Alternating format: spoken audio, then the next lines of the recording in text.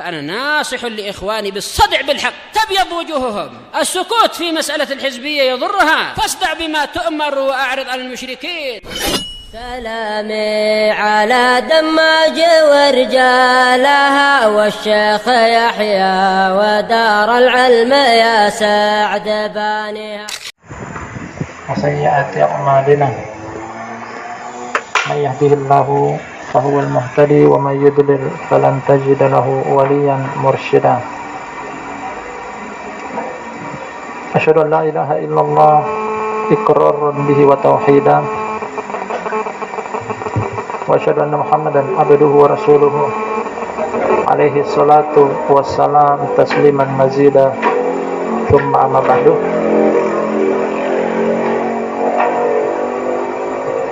Ikhwani fillah wa akhwati fillah, akramani wa akramakumullah.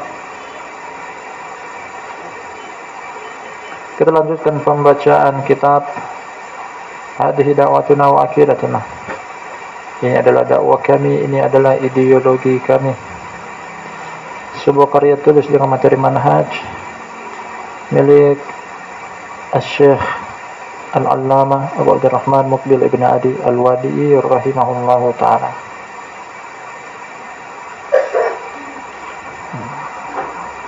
Buku yang kecil dan bungil ini berisikan hampir 40 poin dalam materi manhaj, tepatnya 37 dari cetakan ini. Artinya telah kita ambil lebih daripada setengah akan buku ini telah kita baca dengan dua materi terakhir pada pertemuan malam sebelumnya tentang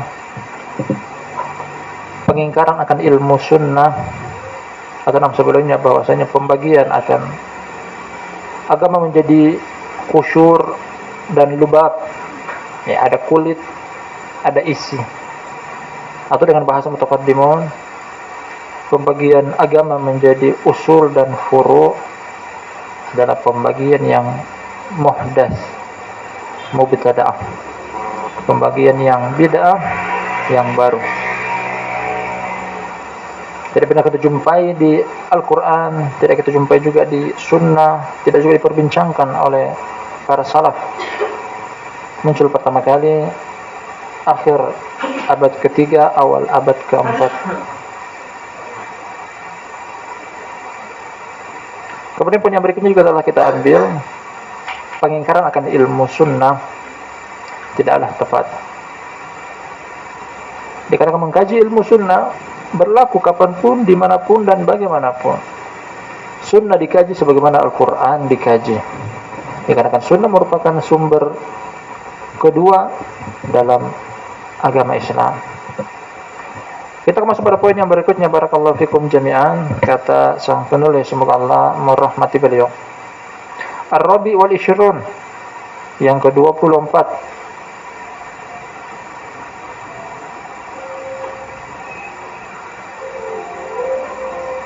Kata penulis, naro taqdim al-ahammi fal aham.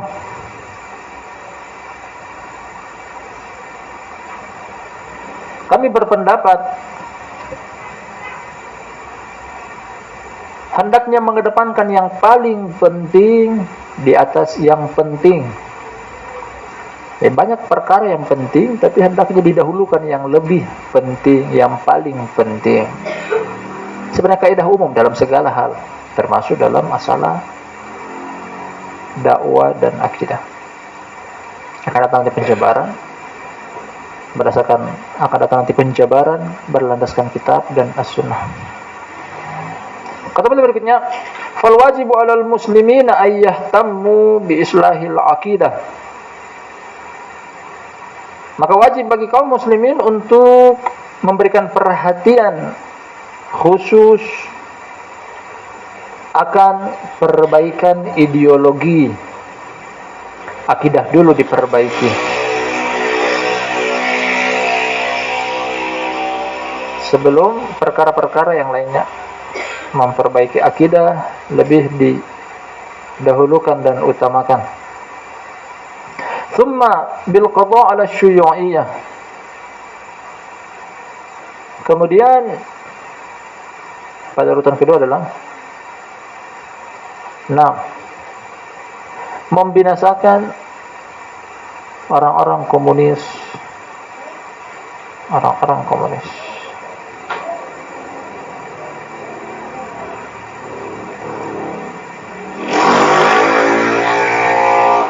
Wa Hizbil Ba'ats. Ini juga Partai Kebangkitan yang pernah kita kaji pada beberapa poin sebelumnya. Ini adalah anak cabang dari Partai Komunis yang muncul pertama kali di Suriah atau di Irak, kemudian menyebar ke beberapa negara di Timur Tengah yang lainnya, termasuk Yaman. Lanjut beliau sampai terakhir, wa dzalika la yakunu illa bi ittihadi ala tamassuki bil kitabi was sunnah. Hal itu tidak akan terlaksana kecuali dengan bersatu di atas berpegang teguh dengan kitab dan as-sunnah.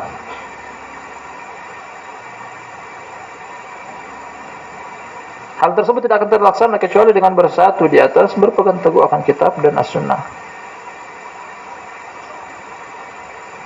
Jadi dua poin secara berurutan beliau ingin terangkan kepada kita sampai penulis, semoga Allah merahmati beliau. Yang pertama adalah memperbaiki akidah, memperbaiki ideologi.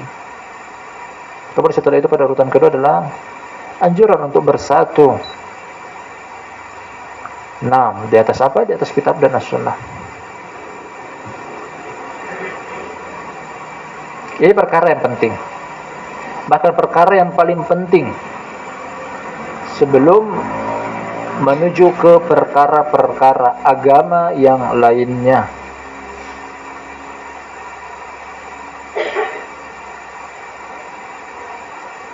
Kalau kita tengok tentang pertama kitab, kemudian as-sunnah, kemudian metode dakwah Nabi sallallahu alaihi wasallam, kemudian praktik beliau kepada para sahabat, menguatkan akan poin yang penulis bawah ini. Barakallahu fikum. Sejarah dakwah Nabi sallallahu alaihi wasallam beliau lalui selama kurun waktu 23 tahun dengan perincian 13 tahun di kota Makkah, 10 tahun di kota Madinah. Kewajiban akan sholat di antara 13 tahun di periode dakwah kota Makkah turun pada akhir-akhir dakwah beliau sebelum beliau hijrah ke kota Madinah. Sebutkan dalam riwayat bahwasanya peristiwa Isra Mi'raj terjadi pada tahun antara 11, 12 atau 13 kenabian. Jadi selama 10 tahun, bahkan sampai sebelum beliau berhijrah, apa yang beliau dakwakan? Yang paling pertama adalah tauhid, memperbaiki tauhid. Dalam 13 tahun lamanya, sebelum turun kewajiban puasa, sebelum turun kewajiban zakat, sebelum turun ke kewajiban haji, sebelum turun kewajiban jihad, beliau berbolak-balik dalam kurun waktu 13 tahun yang beliau serukan adalah tauhid, akidah. Ini enggak ada masalah mengkaji tauhid berulang-ulang kali secara istimrar. Kalau para sahabat ridwanullahi alaihim ajmain yang notabene-nya adalah berbahasa Arab, Al-Quran turun dengan bahasa Arab, Nabi SAW menerangkan kepada mereka dengan juga bahasa Arab, butuh untuk diulang-ulang yang namanya tauhid berpuluh-puluh tahun. Kalau gitu kita pun lebih pantas. Tidak ada kadaluarsanya mengkaji tauhid dan akidah. Bahkan hal ini juga masih terus berlangsung di dakwah periode Madinah. Di akhir hayat Nabi sallallahu alaihi wasallam, dalam satu hadis Aisyah radhiyallahu anha, beliau tak lupa untuk mengajarkan kepada umat beliau tentang perkara tauhid, perkara akidah. Ketika beliau sedang berbaring di pembaringan sekarat beliau dalam keadaan sakaratul maut, beliau dihibur oleh beberapa orang istri beliau yang waktu itu sempat berhijrah ke Habasyah, Ummu Salamah dan Ummu Habibah. Mereka menceritakan tentang sepenggal akan kisah mereka yang mereka dapati di negeri Habasyah. Ceritakan tentang gereja yang mereka lihat milik orang-orang Nasrani di tempat tersebut, begitu megah. Nah, begitu indah dengan hiasan-hiasannya. Dihias dengan gambar atau foto tokoh-tokoh agama mereka.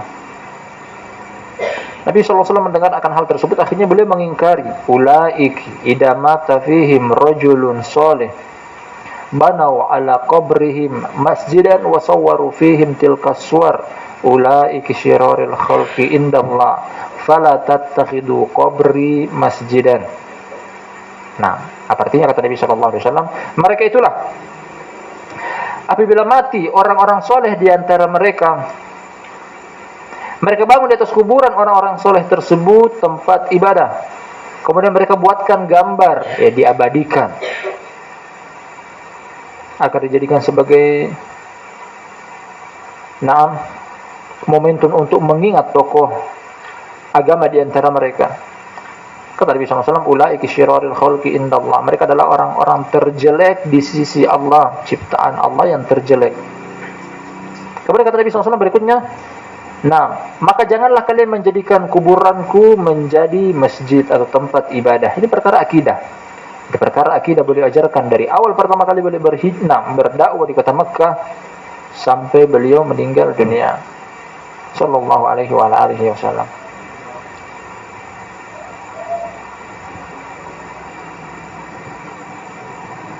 Bahkan kalau kita baca ayat-ayat Makkiyah yang turun dalam kurun waktu 13 tahun lamanya, semuanya berisikan tentang pengikraran akan tauhid, penegasan akan pengesaan Allah Subhanahu wa taala.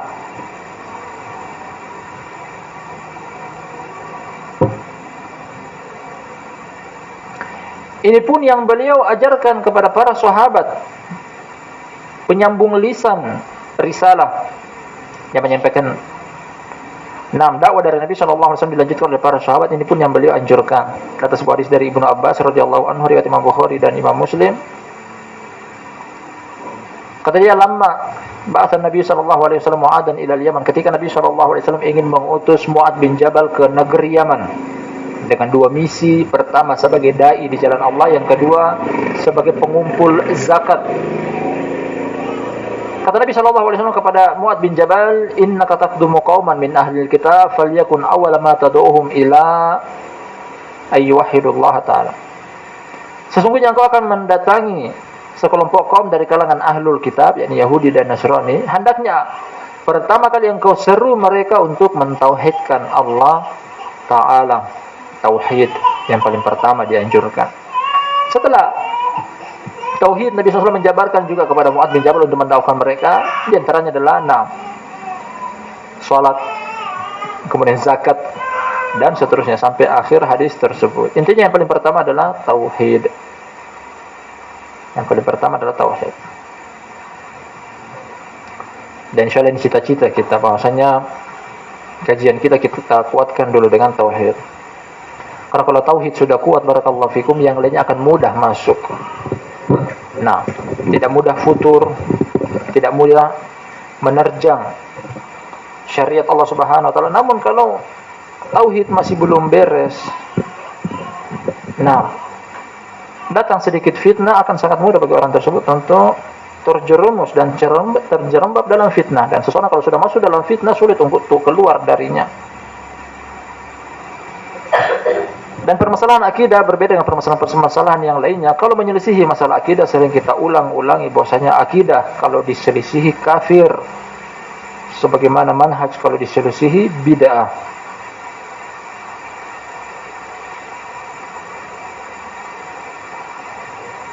Ini hendaknya yang paling pertama ajarkan kepada kaum muslimin. Ini pun yang kita dapati berita barakallahu fikum dari Syekh Jamilur Rahman rahmatullahi alaih, seorang dai Ahlus Sunnah di negeri Afghanistan sezaman dengan Syekh Mukbil. Ketika waktu itu Uni Soviet masih berjaya, kemudian dia menjajah negara-negara Islam di sekitarannya.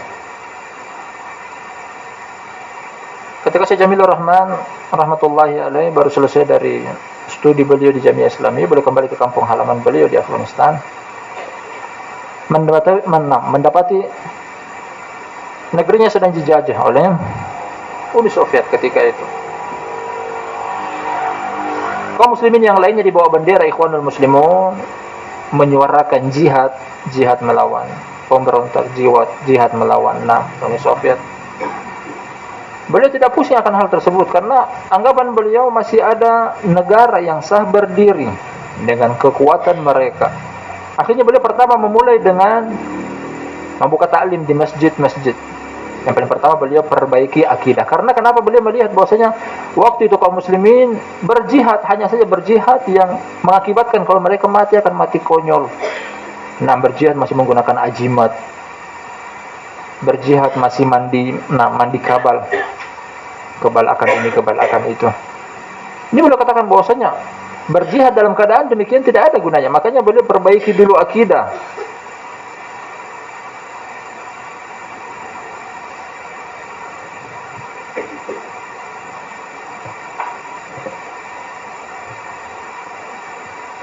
Ini yang paling pertama, hal ini disepakati oleh kaum muslimin bahwasanya pertama yang wajib untuk diketahui oleh setiap hamba adalah akidah, yakni mengenal Allah Subhanahu wa taala, mengetahui tentang hak-hak Allah Subhanahu wa taala. Adapun sebagian firqah, sebagian kelompok mengedepankan bukan akidah. Kalian pernah masuk jamaah tabligh, bukan akidah mereka kedepankan. Bahkan yang mereka kedepankan adalah dengan istilah mereka mengosongkan dulu pikiran, keluarkan segala sesuatu yang ada di dalam pikiran, termasuk Allah Subhanahu wa taala dikeluarkan, baru setelah itu dimasukkan kembali. Kalau Allah Subhanahu wa taala dalam sesaat tidak diingat Allah Subhanahu wa taala, bahkan dilupakan, berarti orang tersebut sampai pada tingkatan kekufuran. Sebagian mereka lagi ahlu tasawuf, tarekat, mengatakan bahwasanya hal yang paling pertama kali harus dilakukan adalah bertapa atau bersemedi, menyendiri seperti apa yang dilakukan oleh Nabi SAW di Goa Hira. Hal ini menyelisihi apa yang diakidahi oleh kaum muslimin selama ini. Nabi SAW melakukan hal tersebut, menyendiri di Goa Hira, yang bahasa kita bertapa atau bersemedi. Inisiatif dari beliau, bukan sesuatu yang datang anjuran dari kitab dan as-sunnah. Ketika itu beliau tidak senang dengan peribadatan kaum musyrikun di kota Makkah. Akhirnya beliau mulai merenungi keadaan. Beliau datang menyendiri karena tidak senang dengan peribadatan tersebut. Datanglah Al-Haq kepada beliau di Goa Hira melalui perantara mereka Jibril. Namun bukan sesuatu yang harus dilakukan demikian. Lalu tarekat, paling pertama sebelum masuk ke kelompok mereka dianjurkan dulu datang ke kuburan wali fulan selama 40 hari 40 malam, jangan berpindah dari tempat tersebut, puasa. Ternyata apa yang datang? Ilham dari iblis, bukan wahyu, bukan ilmu. Seperti dilakukan oleh sebagian orang istilahkan sunan jaga kali, bukan sunan kali jaga, sunan jaga kali.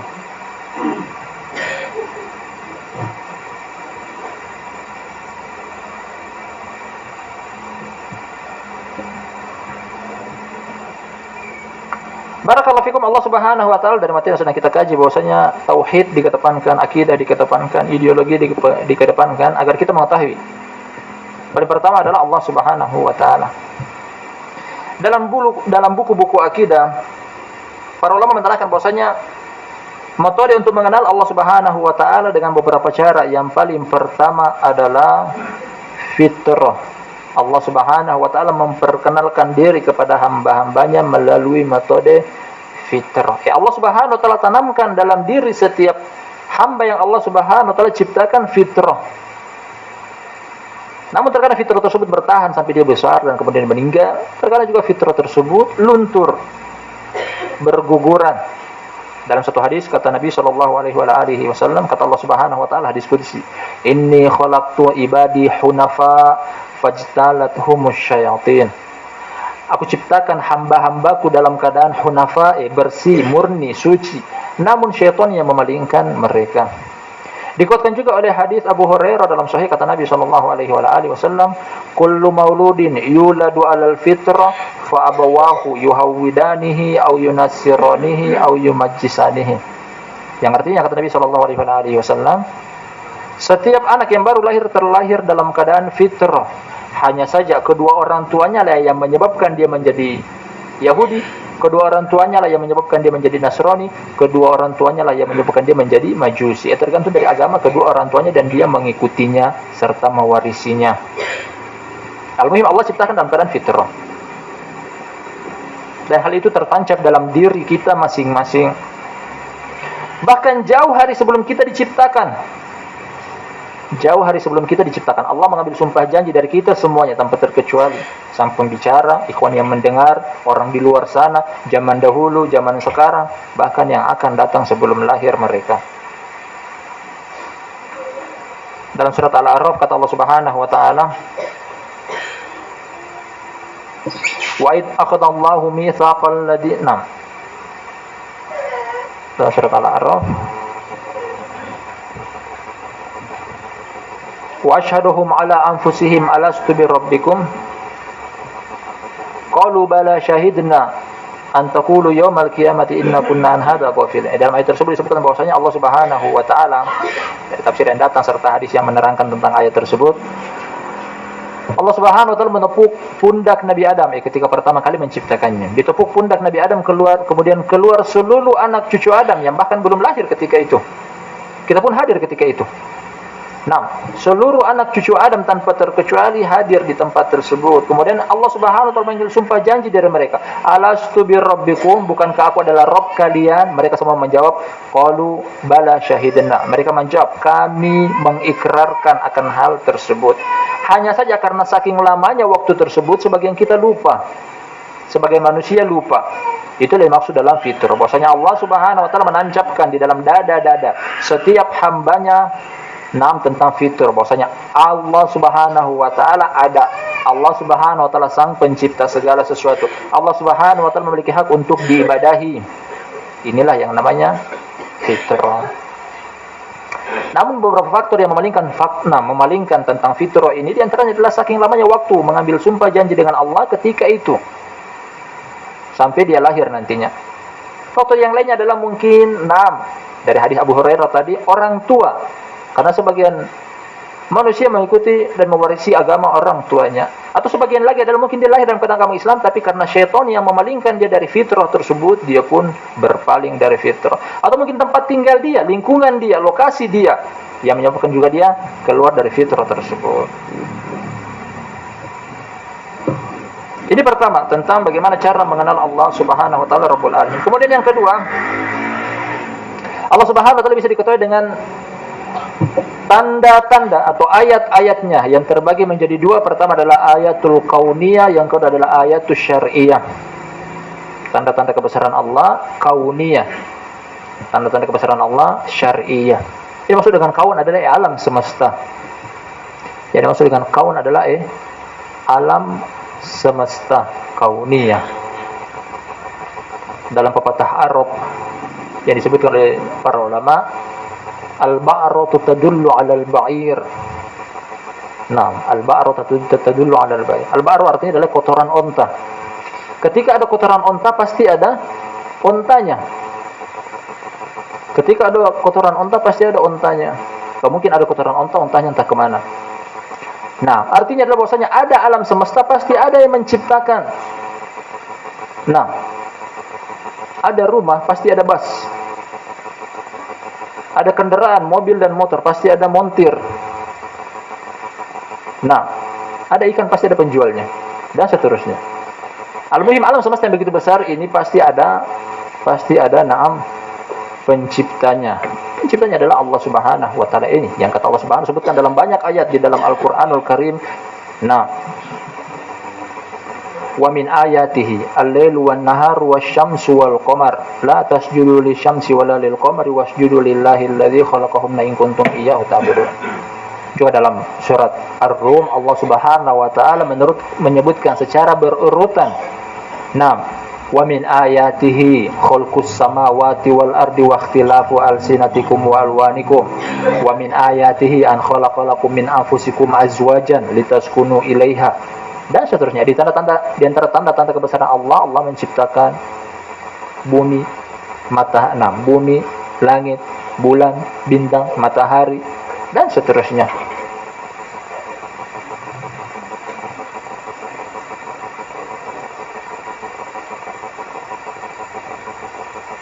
Pernah terjadi perdebatan, barakallahu fikum, datang kisah yang masyhur, hanya saja dari sisi sanadnya perlu ditengok kembali.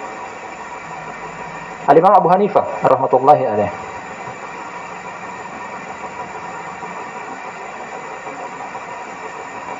seseorang dari kalangan ateis di negeri Irak sana, dia pernah berorasi di pasar, di tempat berkumpulnya orang banyak, mengatakan bahwasanya aku meyakini bahwasanya alam semesta ini tidak ada yang menciptakan, ada dengan sendirinya.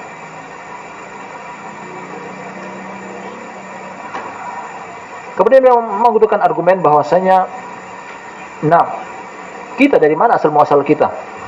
Dari bapak, dari orang tua, kemudian dari nenek, terus sampai ke Nabi Adam. Kemudian bertanya, siapa yang menciptakan Adam? Allah. Kalau gitu siapa yang menciptakan Allah? Membuat orang bingung. Nah, ini namanya musalsalat. Dia mengeluarkan beberapa argumen, akhirnya sebagian kaum muslimin ragu akan agama Islamnya mereka, ragu akan ketauhidannya mereka. Akhirnya mereka melaporkan kepada seseorang yang terkenal ketika Imam Abu Hanifah. Jadi kita sebutkan bahwasanya kisah ini masyhur, hanya saja perlu ditengok dari sisi sanadnya. Namun kita petik pelajaran di dalamnya.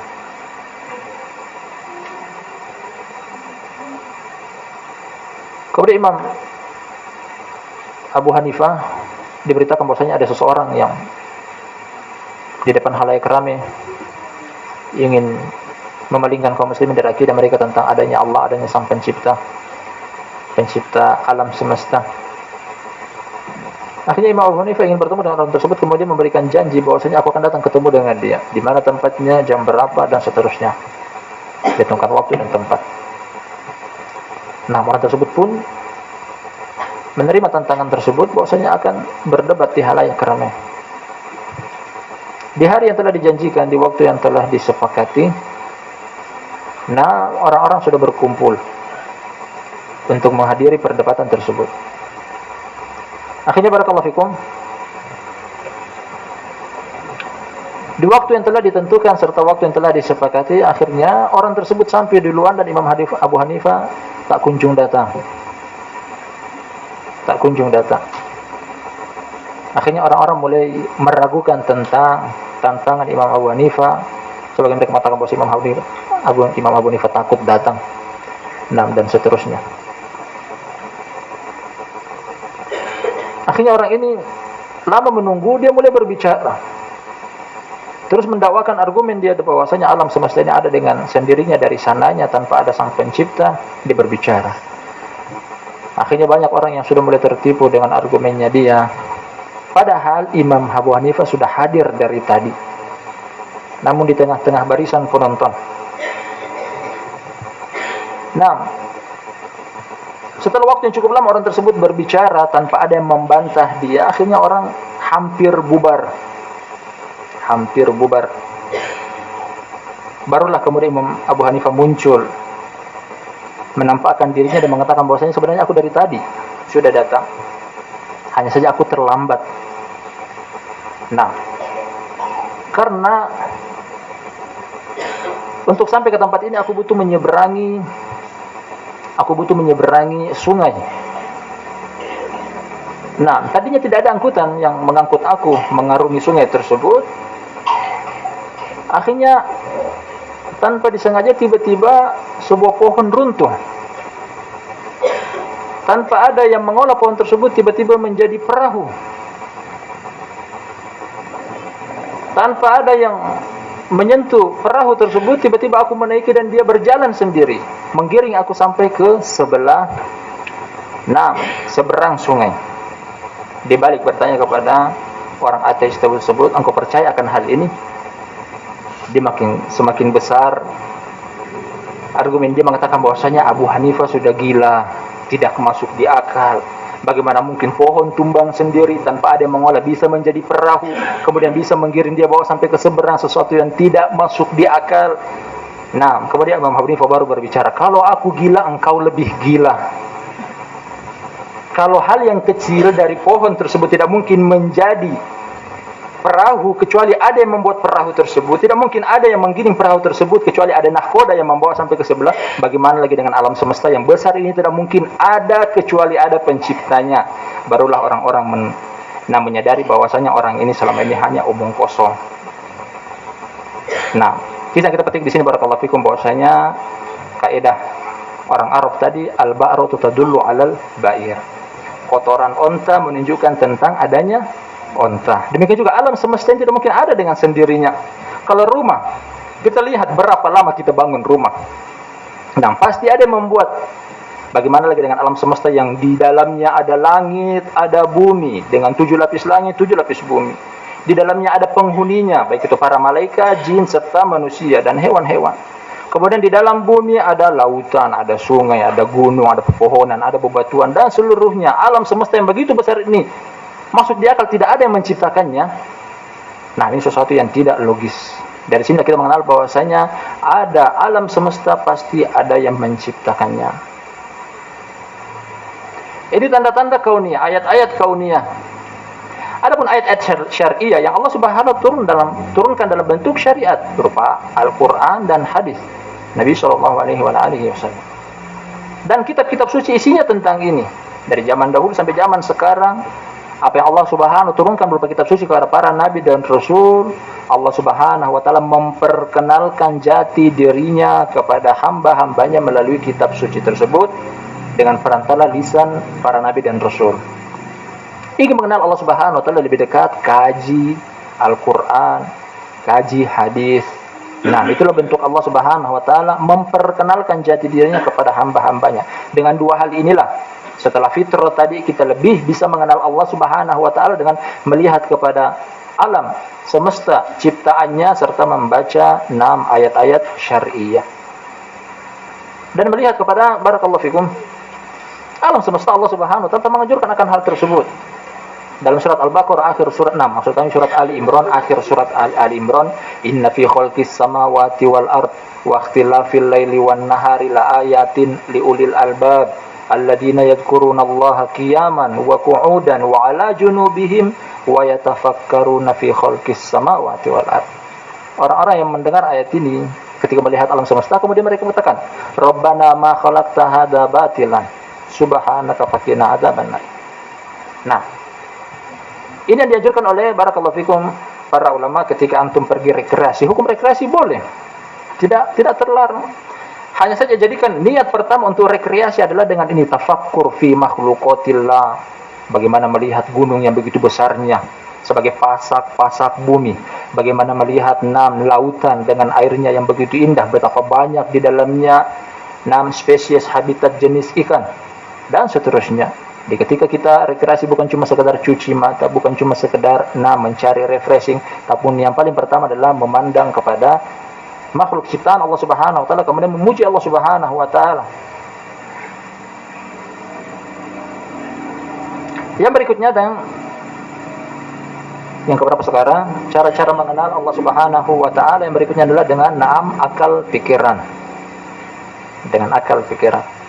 Setelah yang pertama tadi fitrah, kemudian yang kedua dan yang ketiga adalah tanda-tanda kebesaran Allah berupa kauniyah, di alam semesta, syariah. Syariat Allah Subhanahu turun kepada lisan para nabi dan rasul. Yang berikutnya adalah dengan akal pikiran, logika. Perhatikan, jadikan ini pada urutan keempat. Adapun ahlul filsafat, ahlul kalam menjadikan ini yang pertama. Ahlul kalam menjadikan logika atau akal pikiran yang paling pertama. Ayat belakangan, hadis belakangan.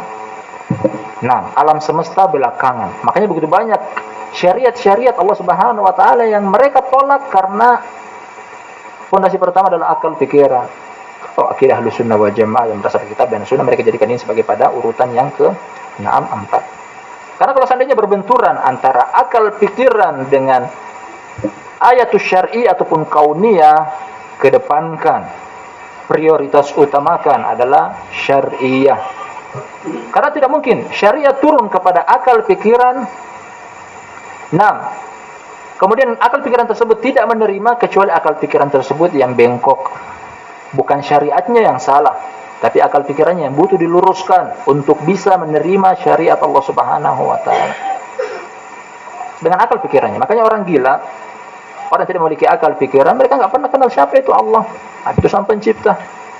Nah, itu alam semesta tidak ada yang menciptakan dan seterusnya, karena mereka tidak memiliki akal pikiran. Kemudian orang-orang yang Allah berikan mereka akal pikiran namun tidak mau menerima syariat Allah Subhanahu wa taala, makanya Allah sebutkan dalam Al-Qur'an, tidak jauh, bahkan mereka lebih jelek daripada na'am binatang. Nah, kata Allah Subhanahu wa taala, inna syarrad dawabi indallahi alladhina kafaru fahum la yu'minun. Sesungguhnya sejelek-jelek 6 hewan melata di permukaan bumi adalah yang kafir, dikatakan mereka tidak mau beriman. Allah menjuluki orang-orang yang tidak mau beriman kepada Allah Subhanahu wa taala adalah hewan melata. Demikian juga Allah Subhanahu wa taala bahkan mengatakan mereka lebih jelek daripada 6 hewan ternak. Walaqad zara'na li jahannam katsiran minal jinni wal ins lahum qulubun la yafqahuna biha wa lahum a'yunun la yubsiruna biha wa lahum adanun la yasma'una biha ulaika kal an'ami bal hum adall ulaika humul ghafilun. Betapa banyak yang telah kita masukkan ke dalam neraka dari kalangan jin dan manusia, memiliki hati tapi tidak mau memikirkan dengannya, memiliki telinga tapi tidak mau mendengar dengannya, memiliki mata tapi tidak mau melihat dengannya. Nah, ulaika kal an'am, mereka itulah seperti binatang ternak, balhum adol, bahkan mereka lebih sesat. Allah mensifati bahwasanya sebagian makhluk dari kalangan binatang bisa berzikir kepada Allah Subhanahu wa taala. Nah, berzikir kepada Allah Subhanahu wa taala, ternyata orang-orang kafir lebih jelek daripada hewan, karena hewan berzikir, mereka tidak berzikir. Hewan beriman, mereka tidak beriman. Wallahul musta'an. Adapun berkaitan dengan poin yang kedua tentang yang lebih penting daripada hal-hal yang lain berupa berpegang teguh atau bersatu di atas berpegang teguh dengan kitab dan sunnah, insyaallah kita akan baca pada lain kesempatan. Wallahu taala alam bisawab. Terima kasih banyak atas kehadirannya, lebih dan kurangnya mohon dimaafkan. Al-ilmu indallah. Subhanakallahumma wa bihamdika asyhadu an la ilaha illa anta astaghfiruka wa atubu ilaik.